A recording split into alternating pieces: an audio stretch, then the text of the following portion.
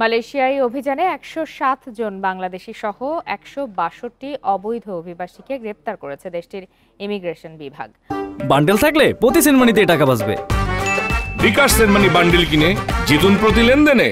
বুধবার বিভিন্ন রাজ্যে অভিযান চালিয়ে তাদেরকে গ্রেপ্তার করা হয়। মালয়েশিয়া জুড়ে অবৈধ অভিবাসীদের বিরুদ্ধে টার্গেটেড স্ট্রাইক অপারেশন নামে এই অভিযান চালানো হচ্ছে।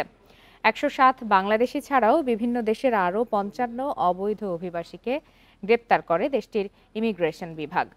অবৈধ অভিবাসীদের গ্রেপ্তারের বিষয়ে এক বিবৃতিতে ইমিগ্রেশন বিভাগ জানিয়েছে, চলতি বছরের জানুয়ারি থেকে ৬ মে পর্যন্ত ৩০,৯৯৩ জন বিদেশির বিরুদ্ধে ব্যবস্থা নেওয়া হয়েছে।